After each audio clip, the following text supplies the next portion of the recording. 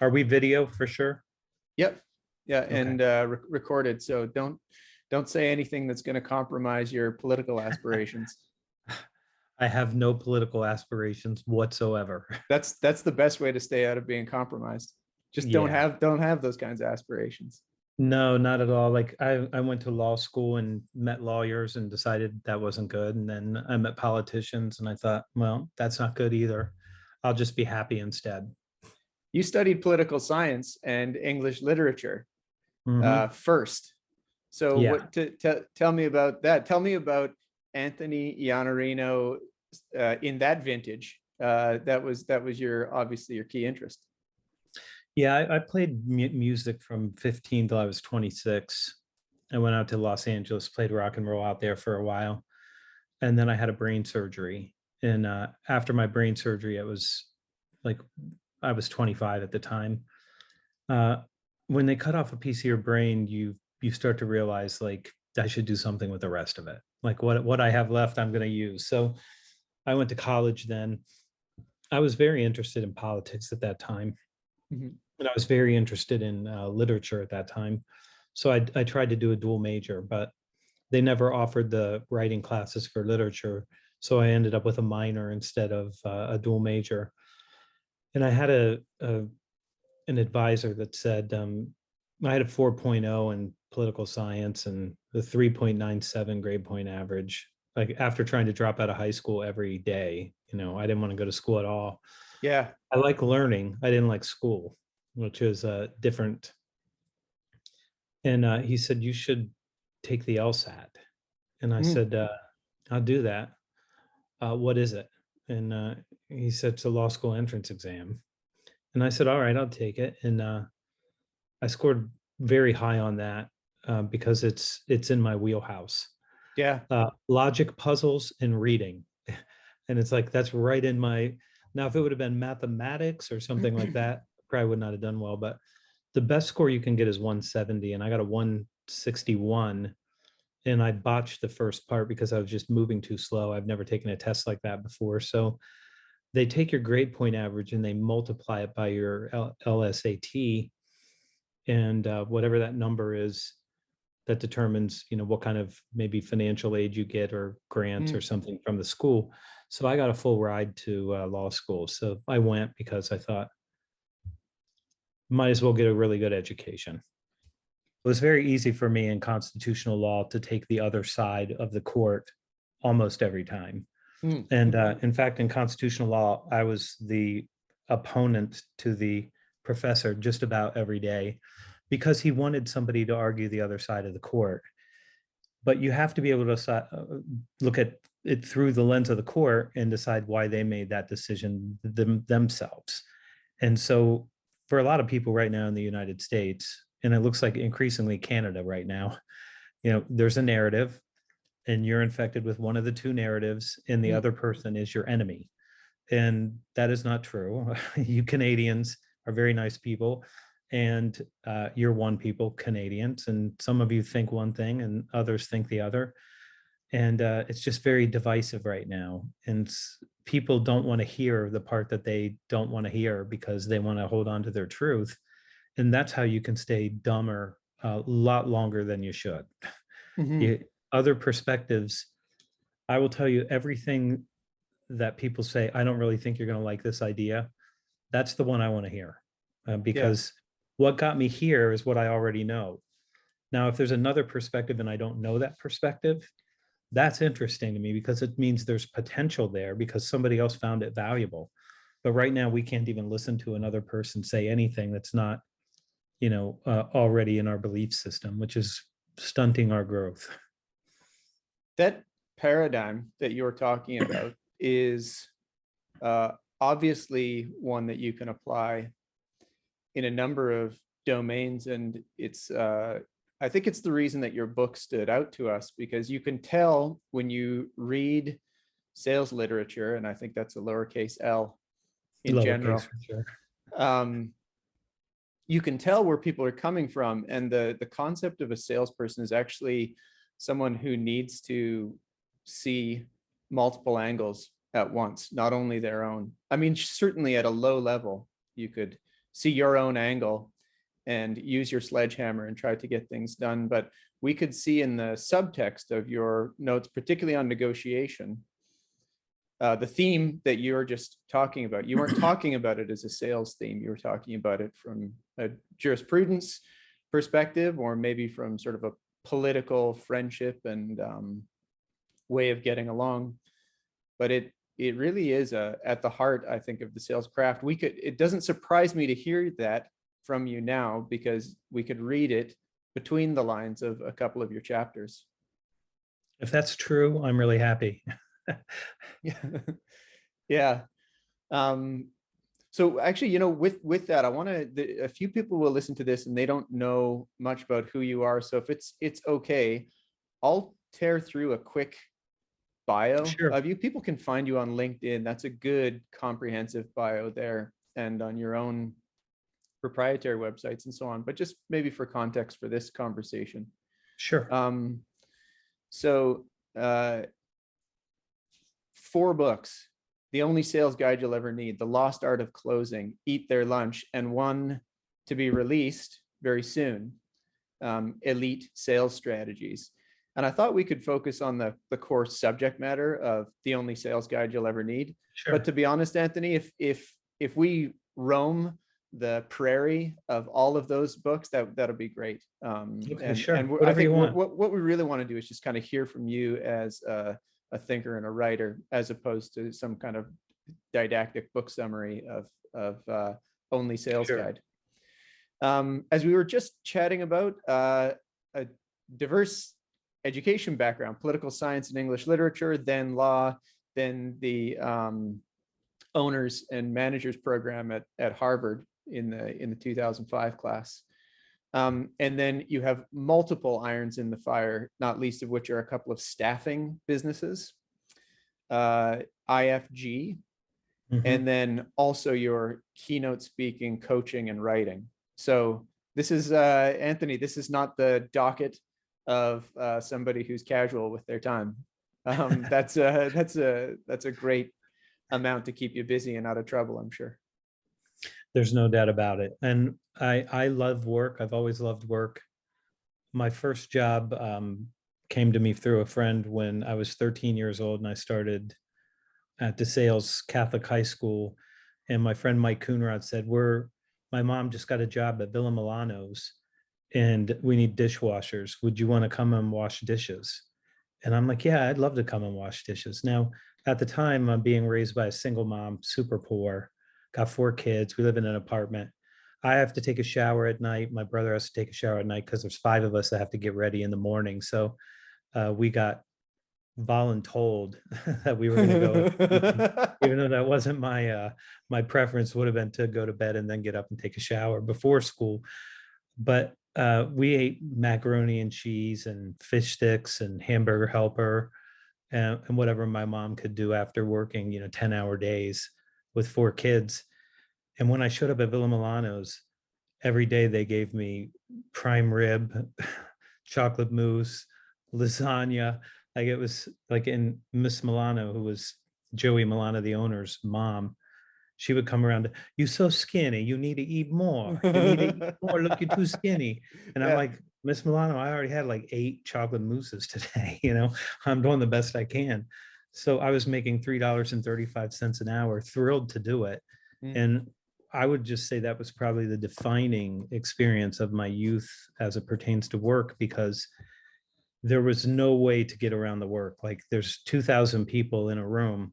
There's not enough dishes for everybody. So they come back, they have to be washed, they have to be sterilized, they have to come out the other end and be plated again. And so I just got a super discipline for work at that particular time. And that's been just a tremendous advantage for me. Can you say how it became an advantage? So I think, like you're saying, it created discipline, but do you feel like it shows up? I mean, Oh yeah. Does vintage 2022 Anthony Iannarino still cast back to sorry, what was the name of the restaurant again? Villa Milano. Villa Milano's? Yeah. And well, here's what I'll give you an example. When I worked, my second job was making cold calls for a not-for-profit. And I could sit, my shift was only 4 hours. Now a shift at Villa Milano's was 12 hours. I mean, you get there as early as you can, you stay until they let you go home. And I could just dial the phone. Like I could just dial the phone, dial the phone, dial the phone. And other people would sort of stall around and make a call and then talk to each other for a little while about what didn't go right on that call. And then by that time I'd made like 20 other calls. Like I'm just dialing and dialing and dialing. And that discipline served me. And when I legitimately became a salesperson, I made cold calls from 8 o'clock until noon, went to lunch with some people at work, came back at 1 and dialed from 1 to 5 out Mhm, of the phone book.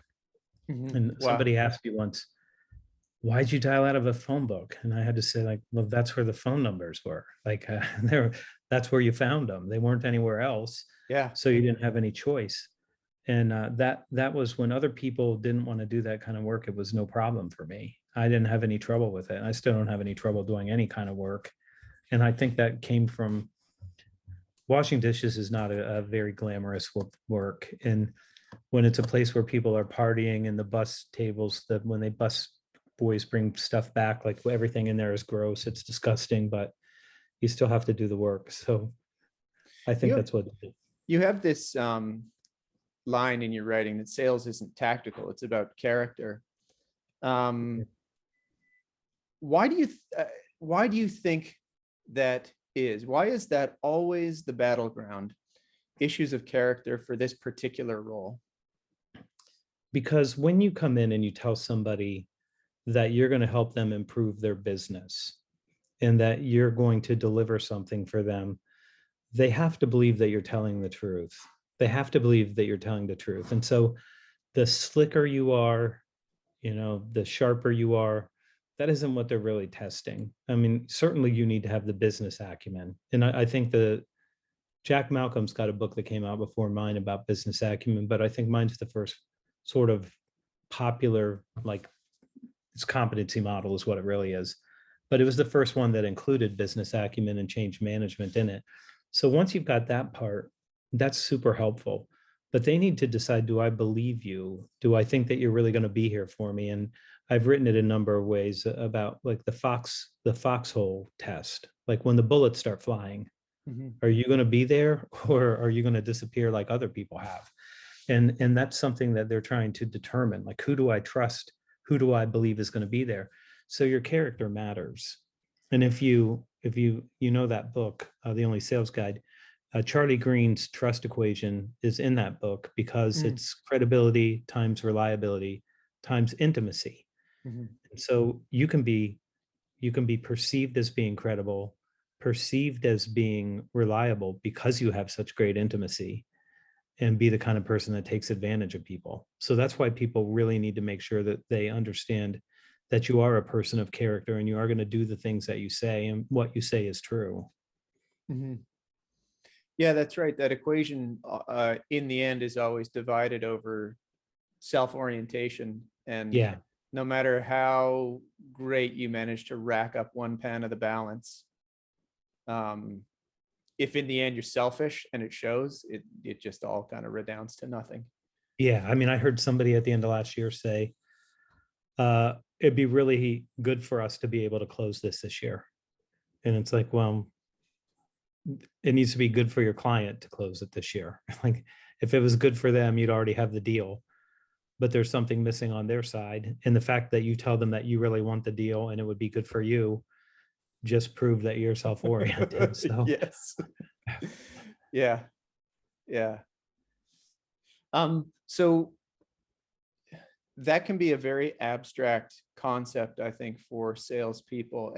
At Sage, we work with a lot of folks who are not salespeople, and at organizations that don't have a sales department, Anthony, like law firms, specialty consulting firms, where it's just the senior most professionals who do selling. So something like the trust equation is very meaningful. On the other hand, it's also very abstract. And so it can be tough to say, okay, it's all about your character. What does that mean for a negotiation at 3:30 on a Wednesday? right? It's all about character. What does that mean in terms of how many calls I should make to strangers this quarter, and so forth. So how do you, what is your, I guess, perspective or guidance for people who are trying to close the gap of already understanding, look, character, my character matters a lot. It's not just about tactics. Yeah. And yet they have to go to work and put some, put some tactical shoe leather down. Right. Yeah, that's right. But it's who's putting that shoe leather down, like who's doing it. So that matters. And the reason that I probably have one of the larger competency models for B2B sales is because there's so many of them that are necessary. I was the first editor to look at the only sales guide you'll ever need. It was originally called 17 Elements, was just what I named it to get it started. Actually, it was 21. I'm sorry, it's 21. Mhm. And after I gave it to the first editor, he said, nobody's going to let you write 100,000 word book, your first book. Like, it's not going to happen. You're going to get 60,000 words. Yeah. I said, I don't think I can do all these chapters in 60,000 words. And he goes, you can't. You have to decide what you're letting go. Like, you have to start cutting right now. And that was disconcerting right out of the gate. So I had to make some tough decisions, and I had to weave a couple things together, like EQ and emotional intelligence ended up getting mixed in with caring. And I would put those in two different buckets altogether, because Sure. yeah, so one is being other oriented, and the other one is understanding and having compassion and empathy and sympathy for people and trying to really get to understand them. But it got it put into one. I tried to make my best cuts on this. So character discipline. So that does mean you are going to be very likely to be reliable because you're a disciplined person. And so when you make a promise to yourself, you treat it like you made a promise to anybody else in your life, and you do what you say you're going to do. And then when you start looking at things like your attitude, total variable on success. And somebody who's positive and optimistic and future oriented and empowered has got a much greater likelihood of being someone who can help you and someone who can succeed in just about any role. And then you get to caring, and then you get to things like resourcefulness and initiative, communication, and that's it. So that's the person that shows up. And the reason I put that first is because if you don't have the character traits, it doesn't really matter if you know how to make a cold call. If people, when they hear your voice and they interact with you, they don't think like, oh man, Kevin, he's a great person. He does everything he says he's going to do. He's a total expert. He has people that have already said some nice things about him in the past because of his work. That's the kind of stuff that matters in a world that's really, really small now. I mean, there was a time, in early sales where you could be a snake oil salesman because you're going to leave town and go away. But today, whatever you did is following you on the internet. And you're going to have scores, and you're going to have people that give you reviews. That's going to be visible. But mostly they can tell almost automatically. We've been human beings maybe in this Homo sapien sapien kind of thing for maybe 200,000 years. We're finely tuned to have that gut reaction to somebody to say, I don't know about this. and you may not be able to put your finger on it, but some part of your body is already rejecting the idea of getting any further engagement with this person. And later on, you might know why. And if you buy from them, then you might really know why. And then you've got buyer's remorse. I would say most people should spend as much time working on the character traits, starting with discipline and starting with getting out of bed very early. If you get out of bed very early and you're the kind of person who will give up comfort for the thing that you really want, it's warm in there. You got covers on, wife's right next to me. That's nice. That's a nice scenario. But at 4 o'clock, when the alarm clock goes off, I get up and I write. And if I'm only telling you one, it's not because I want to discourage people. They're like, 4 a.m., he's out of his mind. No one wants your time at 4 a.m. You can work out. You can cook breakfast. I promise you can write 1,000-word blog post every day, because I've done that now for 12 years. But the willingness to get your feet on the cold floor at whatever time, let's say it's 5:30, that discipline for me made all the other disciplines even easier. It's something about getting that one done first. And then those other disciplines let you start working on all the other things. So you're disciplined in this one area where I can get up and I can take care of myself. And then the other things start to fall apart a lot easier. Like I think getting out of bed, I used to be a guy that would hit the snooze 3 times, 27 minutes, and then go, I don't have time to work out this morning. Yeah, I did, but I hit that button 3 times. Like, don't do that. Don't hit that button. And then you can start developing that character. I think that's the hardest one. And people that do this and take my advice on this tell me like it's been transformational just to get up early. Really? I have not heard somebody communicate it in the way that you just did, which is that there's nothing magical about those particular hours. There's an hour in the day, which is 9:30 p.m. to 10:30 p.m. And there's another hour in the day, which is 4 a.m. to 5 a.m. Like, aren't they equal? Aren't they exactly the same dimension and space and location?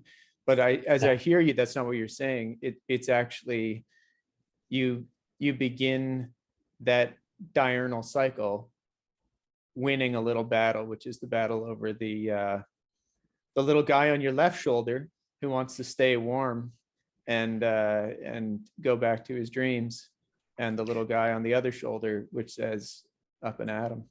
Yeah, you got dreams, you got goals, you got responsibilities. Yeah. Well, there is one other thing that makes it worthwhile getting up early. There's only one entity in all of the earth that wants my attention at 4 a.m. And that is El Gato, our cat, our adopted welfare cat. He will turn the corner right here and look at me and wait for me to feed him. And then once I feed him, he'll leave me alone. But he's the only creature that seems to want my time at 4. So anything that you don't think you have time for, I promise you at 4 o'clock, nobody's competing with that one thing, whatever it is. No one's competing.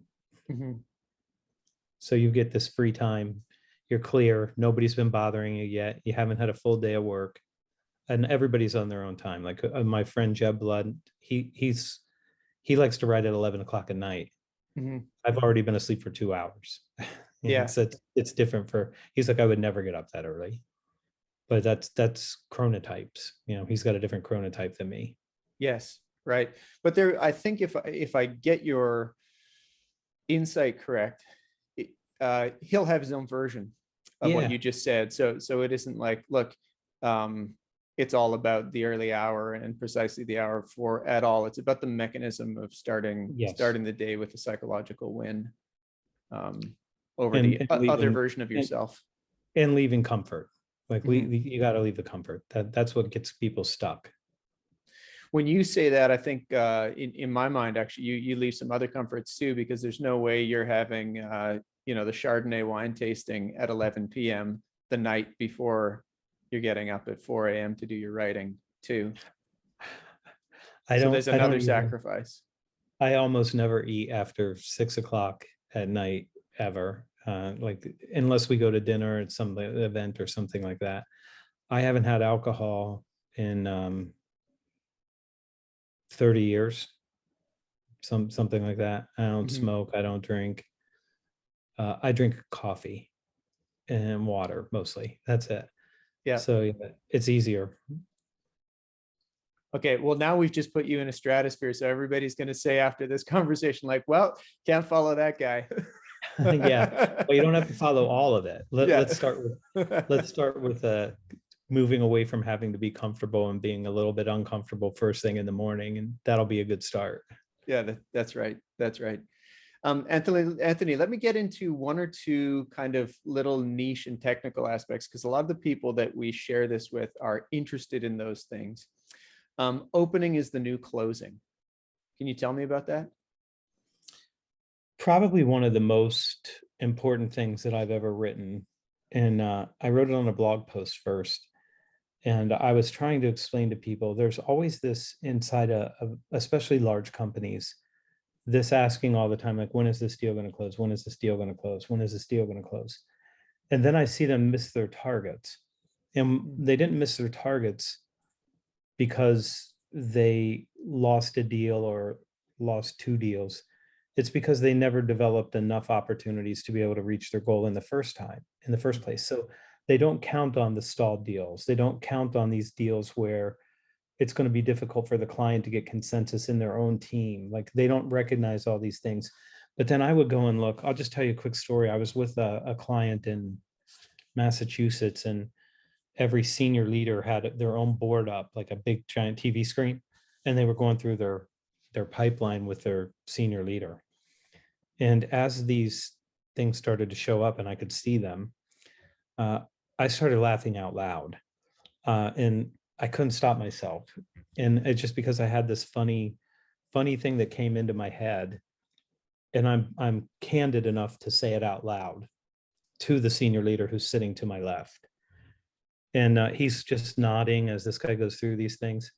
And I'm laughing. And he said, "Why are you laughing?" And I said, "That deal is 1,274 days old. If it was a baby, it would be going to kindergarten this year." I said, "You know what? When that thing hits its anniversary, we should get him a cupcake. Mhm. We should get that rep a cupcake to celebrate this birthday that this thing happens. It'll be 6 years old coming up." Yeah. And he's like, "Are you saying that this guy's lying? You think the sales rep is lying?" I said, "He's not lying. I'm sure he's talking to them. But your average deal cycle is 110 days, not Mhm. 1,274 days. Like you're over 10 times the normal time it would take you to win something like this. All of those are zombies. Mhm. Zombies walk around and they look like they're alive, but they're already dead. Like that thing's been dead for a long time." I said, "You got to Yeah. take them all out." Now he argued with me, but I had his sales operations leader take out everything that was over 2 times their average deal size or deal time. So I had him just take them out, everything out. Mm. He said, "I've got $200 million worth of pipeline to get $60 million out." I took out everything over double that time. He had $60 million to get $60 million out. He missed his number and he lost his job. Mhm. And so it's more important, and I'm calling this the primacy now of opportunity creation. Mhm. That's the primary thing you do as a salesperson, because you can't capture a deal if you don't create it first. So you Mhm. have to open that opportunity before you can close that opportunity. But when we think we open one and we think we have something, sometimes you're going to win, sometimes you're not. And salespeople and sales leaders are really bad at math. They'll say, "We're at the presentation stage. We have a 70% chance of winning. How Right. many companies are presenting? 4. Okay. Mhm. So we're going to take 4 companies, and you're going to say you have a 70% chance, and the other 3 are going to share the 30% remaining. Mm. Or do you think that you have a 25% chance of winning?" Like you have to be smart enough to do the math on these things. Mm. If there's 3 competitors, you have a 33% chance of winning, unless you know something that we don't know right now. Mhm. And maybe they have a good hunch and maybe they have a feeling about it, but it's important that you keep creating opportunities. And what happens when salespeople get a full pipeline, they generally just let go. They just let go, like, "I've got this, I've got enough." And they find out later on that they don't have enough. And Mm. that's why you have to move away from comfort. So you have to Mhm. go back to doing the prospecting that you don't love as much as you love sitting across from a client, creating value for them. Yeah. Right. That's interesting. Okay, so that's an obvious marriage between the character and the tactics or the discipline as well, which is that the character that says I don't need to be comfortable is not going to renege on the routine uh, of, say, in your case, in the case you just illustrated, prospecting, but there would be 20 tasks like that that need to be done. Yeah. So that example, I'm just thinking about how many organizations have set uh, semi-fixed weightings for different stages of a deal cycle, right? So they go, well, presentation, it's not that Keith, came along and said, this is what I think it is. I just set presentation and that's what it defaults to, That's right. 50% or something. And it's obvious that the math can go wrong, not only in the way you describe it, 10 other ways too. So have you faced that situation, and is that sort of a paradigm problem? I have faced it personally. And I've faced it with sales organizations that I own or run, and I've seen it in lots of other companies, lots of times. And what happens is you think that you have something that you don't have. And I'll go back to math for just a second. If you have a 33% win rate and you have 10 deals in your pipeline and one of them falls out, how many more deals do you need? You need 3 more deals. You have a 33% chance of winning a deal. Mhm. So when one of the deals that you're pursuing falls out, you're losing 2 other ones that you would have lost because you have a 33. So that means you need to get 3 more deals. Mhm. And a salesperson thinks, I have to replace that one deal. You have to replace 3 of those deals because you know Right. 2 of them are already lost just because of this thing. And if you won one, then you need 3 more deals. And Mhm. so this is the kind of math that you have to think through.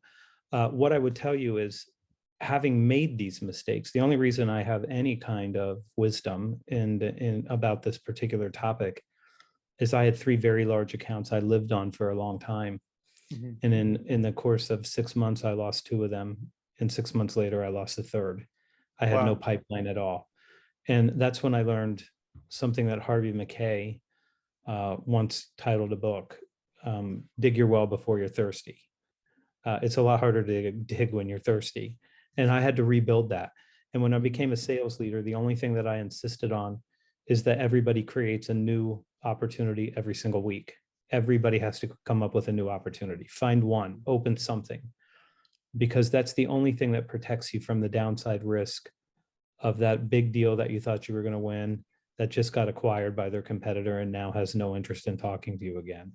Mhm. And all the other things that Taleb would call black swans, the Yeah. black swan, the thing you didn't expect, guess what? Expect it. It's going to happen. So the only thing that you can do is ensure that and make a hedge. And your hedge is to have enough opportunities that you can still get there. Mhm. Well, I think also the hedge is your character, right? So I'm not to always bring it back to that just one drum beat, but that's going to be the thing that reminds you, hey, a week has come and gone, and I owe myself and or this organization a fresh opportunity. Yeah. And if they prospect every week, they'll come up with something. Mhm. But a lot of senior salespeople don't think they should have to prospect at all. And Silicon Valley would say you should just have an SDR do that, even though they're ruining sales by limiting people to only cold calling. Yeah, let's talk about SDRs in Silicon Valley. I'm very keen to hear more about that from you.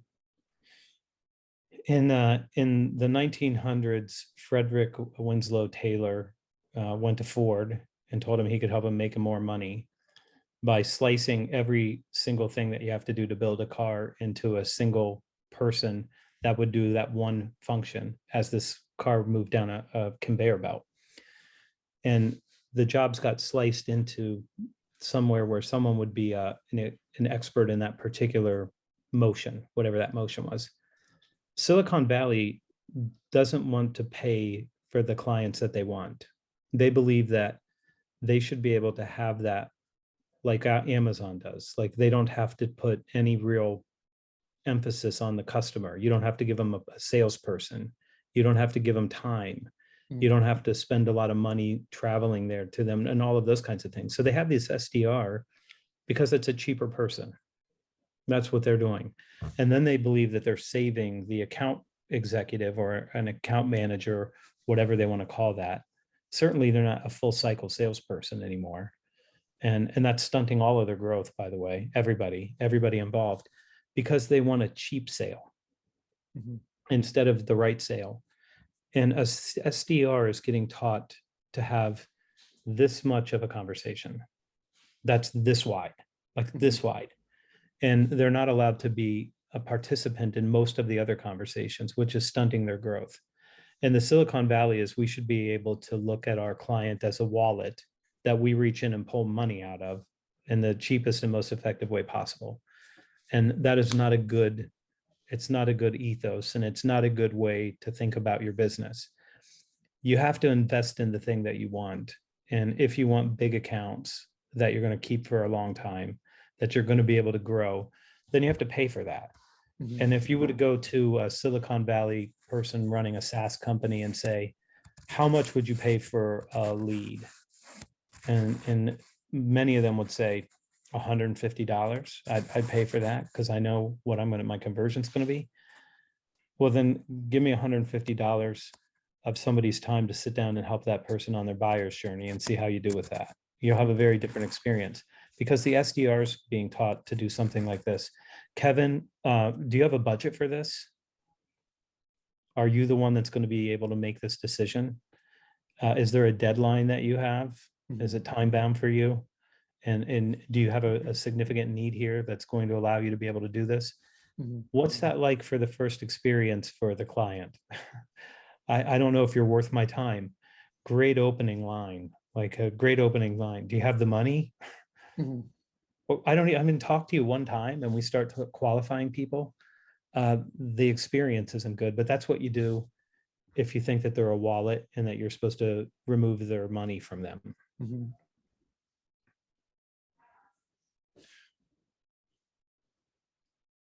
Is that way of selling, way of approaching clients and prospective clients infecting other industries in your experience? Are you seeing Yeah, it in absolutely. services, oil and gas, consulting, other places that aren't SaaS? Yeah, it's because Silicon Valley has so much reach, and anytime there tends to be a high amount of private capital coming in, then that model tends to show up, and so yeah, it's spreading. And I'm one of the few. There's not many of us that would tell you you're ruining sales for salespeople. SDRs don't generally stay longer than 12 months. Salespeople don't stay longer than 18 months now in most roles. That's the number, Right. 18 months, 18 months.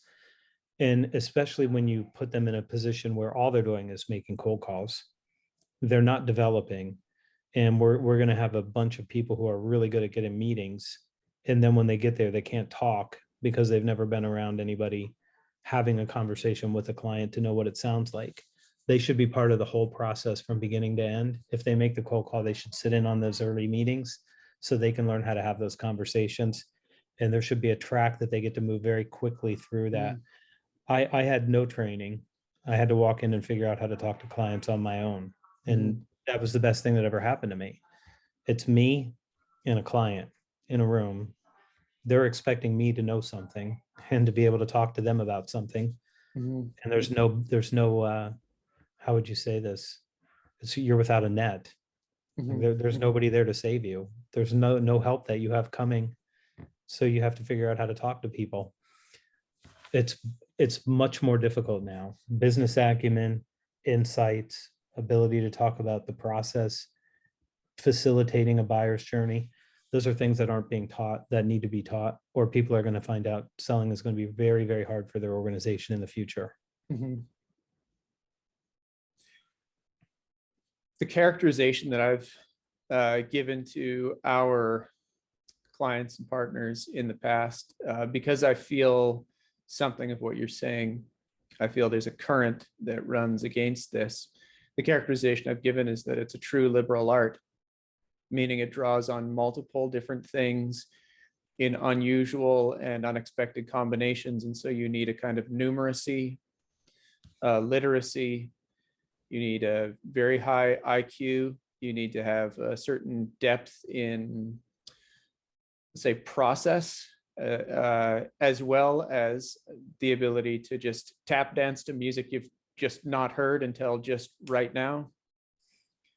That's exciting, actually. I think you can pitch a bunch of new grads on that and say, look, it's going to take you multiple years, but you will get to that place.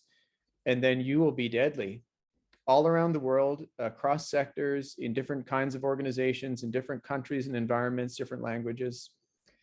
And that feels like a career worth having. And I can say for myself, having needed to do that in a few different environments, now I'd be happy to do it well into my 80s, or whenever I start to lose my organic edges.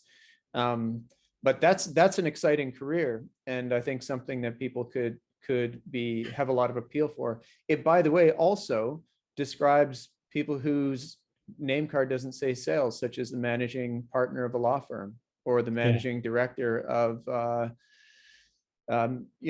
government policy agency, or somebody helping to close sales of massive aircraft. Well, if you your, what would I say, your countryman Jordan Peterson would say, the deadly combination is being able to read, to write, and to speak. Yes. And that's it. And it's hard to talk about IQ because there are a lot of variables in sales. I agree with you 100%.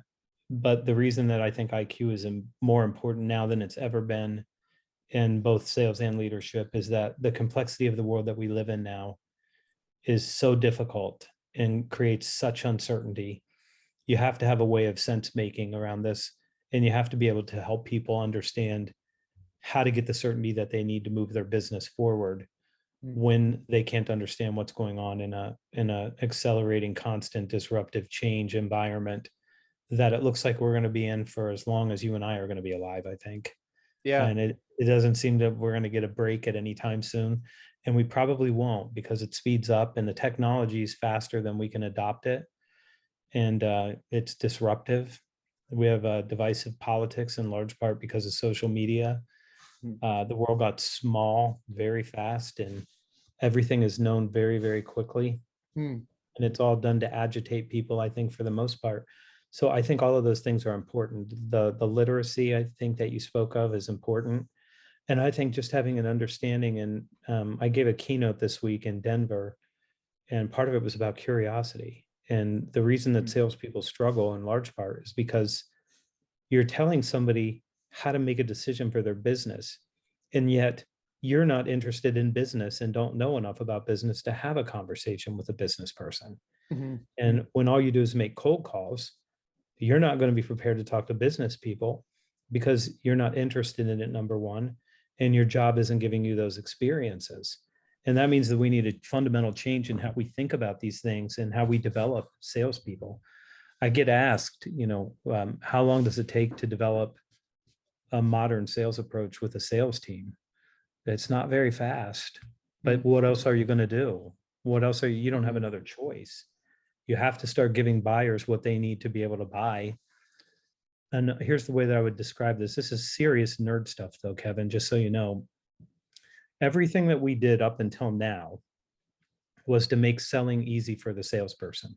We're going to give you a documented process. We're going to give you a map to show you how to go target, qualify, discovery, solution design, presentation, proposal, proof, negotiation, acquisition, win, lost. And unless you have Salesforce, and then you can add like 4 more on each end of that or something like that. They have a longer process that they say.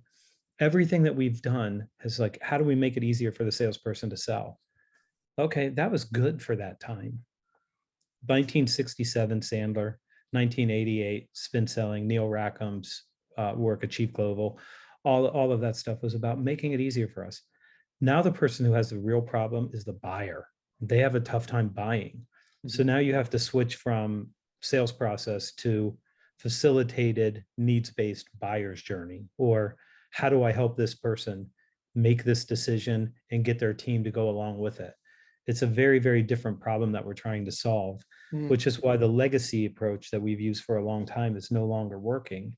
And people don't understand why. And it's, well, the buyer side changed. So you're looking at this through this lens, like, how do I help the salesperson be better? You have to figure out how to help the salesperson help the buyer get their work done.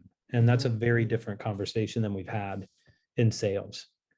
Yeah, and requires somebody with some subtlety, some self-reflective character, because they could guide them to not me. Yeah. There's a really great author I'd love to note to you. I want to do it now so that I don't forget to, and that's Tom McMakin, who wrote a book called How Clients Buy. I love the fact that that book title starts with how, and that it's about clients. The title is a very interesting lead into their posture and their style. And Tom McMakin himself is a very interesting character. Not somebody who comes from sales theory. So I'd love to send you a copy. I will send you a copy of his Yeah, I'd book. love to. But I think you'll find his ideas simple and profound. He's also, interestingly, a philosophy graduate and just a very interesting kind of man of the world, which also comes through in the writing. But in the theme of what you're saying, very descriptive of the change that you're talking about, which is you don't need to enable salespeople to send more volleys of their perspective, ideas, and propositions across the table, but instead to actually sort of guide along the way. There's another section of your writing that I want to touch on because I think it matters a lot to our work, and it will speak to a number of the people who will listen to this first. And you address your prose to leaders, sales leaders, people in the position to guide other salespeople, coach, lead, mentor, manage other sales professionals. What have you seen in that cohort over time? And can you sort of sum up a couple of your messages for them as opposed to anybody on the front line? For sales leaders specifically, Yeah. I'll tell you what I mostly see.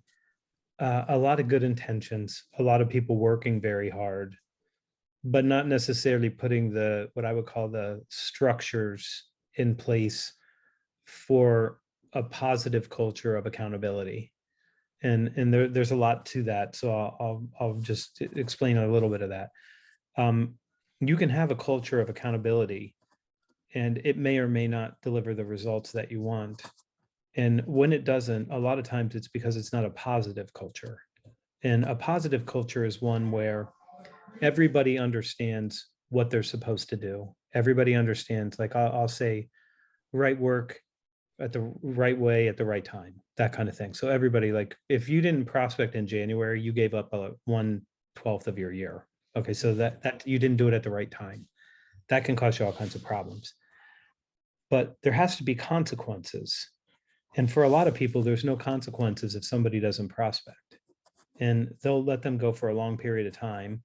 And they'll have a pipeline meeting. And I'll say, Kevin, I didn't create any new opportunities this week because I'm working on Citigroup. I'm going to use my shield, Kevin. You can't get to me. I got a shield here. Citigroup's a shield. You want this as bad as I do. It's the biggest deal we're pursuing right now. And you're like, yeah, okay. Well, tell me later on how that went. And they let that go. And then the next week they go to a pipeline meeting again. My pipeline meetings are different. It's only about new opportunities, and then opportunity reviews are different conversations. But the next week you're like, Anthony, how'd you do? Oh, I had a great meeting with Citi this week. And you're like, oh, tell me about that meeting. No, that's 1 hour. That was a 1 hour meeting. Okay, so what else happened? You do that about 4 weeks in a row, and you do it with a group, and people start to realize, like, wait a second, this doesn't feel good. Other people keep bringing in opportunities every week, and now maybe I'm going to have to cave in and start doing some prospecting. And the positive part, though, is, let's say Anthony's having trouble. You don't say, like, dude, you got to get some deals or I'm going to fire you. Like, I can't keep you. That's not a good starting point. Consequences can start out by being very, very humane consequences. And I would argue they could be that all the way through the whole process, even if the person leaves at the end of that process. I can start by saying, I'm going to retrain, re-coach. I'm going to re-engage with you and make sure that you have all the tools and all the help that you need so you can be successful. Now, you don't do some of that work. So what I do is I shorten the time between conversations so that you have to talk to me more. In this very room, this is where I would talk to my children when they did something that made me unhappy. And I would say, sit down, we're going to talk for a little while, which for me means somewhere between 3 and 6 hours. And eventually the child would say something like, can't you just take my keys? Can't you just take my car keys? Like, take the car keys, just let me out of this room. And I'm like, no. I want to make sure you understand the lesson that I need you to learn here. And I think we need to talk a little bit more. And then they try to go get their mom to save them from me somehow. So that is humane still to have a conversation, but like tightening it so I can give them guardrails. Like, don't go weeks without doing this work because it's going to hurt you in the future. Mhm. When that doesn't work, sometimes people are in the wrong role. And I had one client that let go. They took 70-ish salespeople and made them account managers. One of them left, one left. All the rest said, thank you, I was in the wrong role. I'm never going to prospect, but I will go talk to that client and take perfect care of them. So you can reassign them. Mm. So that's a humane consequence. If they don't pick up their end of the stick and they're not willing to do the work, after you've exhausted all the other available choices, only then can you let them go. But they'll keep people for a very, very long time who have not performed for a very, very long time, harming the individual, harming their company, harming their clients, and making their goals very difficult. So one of the things that we do is it's a boot camp workshop where we help install a culture, a positive culture of accountability. And that means psychological safety. I'm not going to threaten you. I'm not going to chastise you in front of other people. I'm not going to embarrass you. Everything that we do and we talk about is going to be in private. I'm going to do my very best in the way that I do. Have kids. No. Okay. Oh, So so I said no because my kid is so young that I'm used to saying no to that answer. how I've young? got I've got a 4-month-old, Anthony. Oh, that's a brand new baby. Yeah. Yeah, he's Okay. great. So think about this. If your child grows up and goes to work someplace Mhm. and they're struggling, how would you want them to be treated? Yeah, I see. Pretty much like I That's just like I said, yeah, right? Like that, Mhm. that's what you would want. So that's what you do. You pretend it's your kid and you say, how am I going to try to reach this kid and do everything I can to save him like it was my own? And so you do that, even if the kid's 46 years old, Mhm. which I think for a man is just about adolescence or something like that, as Yeah, far that's as I that's right. Just know. just just starting to take some personal Yeah. responsibility. I tell people that if you get, I'm 54 years old. If you get 8 guys 54 years old in the same room, the average age is 13. It just drops. Yeah, automatically. Yeah, With further with each added body. no doubt about it. Yeah, but I think that that is probably the number one thing that I see is that if they could build that structure of accountability, and some of the structures are territory and account plans, pipeline meetings, reviewing their territories every 90 days and things like that. Those structures help keep that online too. So is that work that you do with MES or solution staffing that you just Mm-mm. described, that boot camp, or is that a different enterprise? No, that's a different enterprise. Mhm. Well, that's maybe actually it's maybe a perfect moment because we said we talk for an hour and it is an hour. How can people find you, track you down, and engage with you? I think we'll let everybody know where they can get the books. That's easy, but folks are going to want to know more about how to engage you and work with you. Can you just maybe say a few words about that so we can close there? Sure. The easiest place to find me is thesalesblog.com. And that's a platform where I've published a blog post every day for 12 years. And that's one of the benefits of being disciplined is you can write 1,000 words every day. The second best place is LinkedIn. So LinkedIn, if you reach out, send me an invite, just say, I heard you talk to Kevin, and I'll immediately accept your connection.